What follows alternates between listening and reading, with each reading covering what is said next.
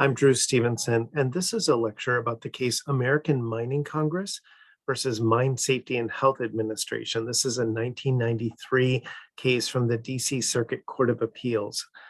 This is actually a really famous case that's in a lot of administrative law case books and also in a lot of statutory interpretation and regulation, or Leg-Reg case books. So let's look at what happens in this case.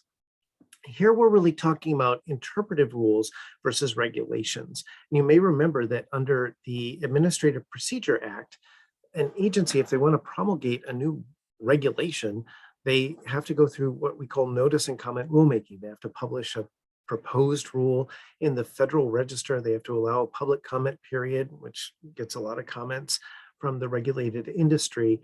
And then they have to publish a final rule. And this takes a long time, it's expensive, and it leaves a lot of room for attacks and public criticism of the agency and so forth. So, but the agency doesn't have to go through all those steps if they put out a document or release a document that's just an interpretive rule or announce something saying this is how we interpret the statute. And so it saves all those steps, and sometimes the agency will do that. So the question is, in a lot of these cases, what counts as merely an interpretive rule, and when is something really a regulation? And so the main takeaway from this case, from the Mine Safety and Health Administration case versus the American Mining Congress, is that the agency's program policy letters, or which we're going to call PPL for shorthand, which were stating that medical tests qualified as diagnoses of lung disease for purposes of the regulations were in fact just interpretive rules under the Administrative Procedure Act, which meant that the agency did not have to go through notice and comment rulemaking. So pursuant to it, let's back up a little and talk about the statute. There's an enabling statute that authorized the Mine Safety and Health Administration to promulgate regulations, safety regulations. And so they, pursuant to that statute, put out a regulation. They followed notice and comment rulemaking for that. And the rule said that a mine operator or a mining company had to notify the agency within 10 days whenever a miner is diagnosed with certain occupational illnesses, including black lung disease. And so the question, though, is going to be what counts as a diagnosis for purposes of this regulation. And the incentives of the industry is it looks bad for them if they're reporting people with black lung disease. If they have a lot of workers being injured, it looks like they aren't taking proper safety precautions. So the mining companies, as you would imagine, don't want to report something that's a false positive, that if the person doesn't in fact have the condition. So there were things that they didn't want to report that the agency wanted them to report. And the question is whether it was a diagnosis. And there's no question between the parties about whether the regulation that required this notice was valid, right? So the agency had followed the rules under the APA, had promulgated the regulation. The regulation is valid. So, but what happened was the question of clarifying what counts as a diagnosis.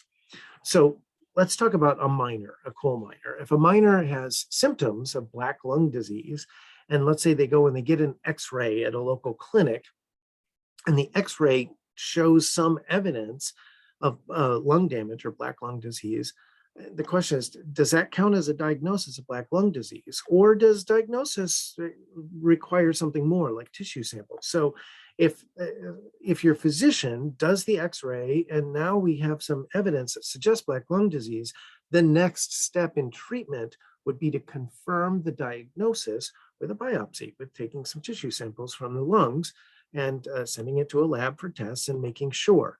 And so the question is, at the point where the person's had an X-ray that makes us very concerned, it looks like they might have black lung disease, do we have to report it to the agency? Or can the employer wait until a miner has actually had a biopsy and the results have come back and have really confirmed that this is in fact a sickness? So rather than going through the Section 553 notice and comment process all over again to amend its regulation and resolve this ambiguity, the Mine Safety and Health Administration issued, without notice and comment, a program policy letter, or PPL, which said that X-rays count as a diagnosis. So if you get an X-ray and the doctor thinks, a radiologist thinks it looks like there's lung damage and you have some symptoms, that's enough to have to trigger a report to the safety agency, the health and safety agency. Now, the American Mining Congress is a trade association for mine operators, and they sued claiming that these PPL, this letter, was procedurally invalid because it was really a substantive rule and had not gone through notice and comment. And they argued that it was functionally a rule. So it should have gone through notice and comment. And if it had gone through notice and comment, the American Mining Congress would have had the opportunity to present a bunch of reasons to the agency during the public comment period why X-rays alone should not constitute a diagnosis of black lung disease. In other words, they would have brought in medical experts who would say you can't confirm a diagnosis merely based on a single X-ray. That's what they wanted to do. And it might have stalled or the process of the regulation or even convince the agency to change the rule.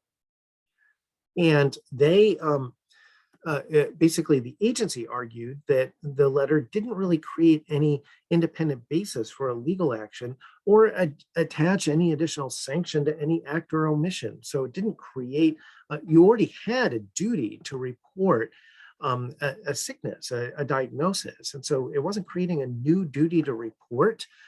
It wasn't threatening new punishments. It was just clarifying what counts as a diagnosis for that existing duty to report. So all the relevant duties for the mines were already contained in the act and the existing regulation, which everybody agreed in this case was valid.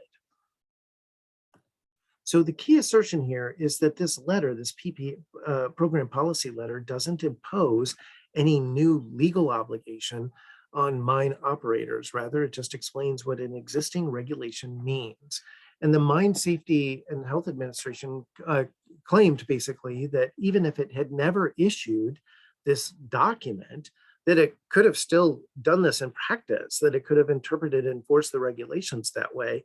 And the program policy letter merely alerted mine operators how the agency would act. In other words, it's just giving people a heads up of what the agency thinks the regulation means and why does that constitute a new rule. Where does this leave us in terms of precedent and black letter law and so forth? Well, the court's opinion accepts the agency's position that factors like the flexibility of the statement and whether the agency treats it as binding on itself are not dispositive for the rule exemption, for the interpretive rule exemption, even though they could have been relevant for the other exception in the ABA for general statements of policy, APA. So remember that the Administrative Procedure Act says that agencies don't have to go through this notice and comment period or process for things that are merely interpretive rules and general statements of policy. And why this case is so important is that this circuit court, which is as persuasive as it gets in the administrative law realm, it basically says that there's different burdens or different factors or elements for one exception or exemption versus the other. And so things like whether the agency's staff are bound by this document would be relevant for when they're claiming that this is a general statement of policy, but not if they're just claiming that something is an interpretive rule. In other words, the interpretive rule exemption might be a little more favorable to agencies. So an agency has more leeway with the interpretive rule category than with the general policy statement category. It's also important to determine when an agency's pronouncement could count as an interpretation of another already valid statutory or regulatory provision.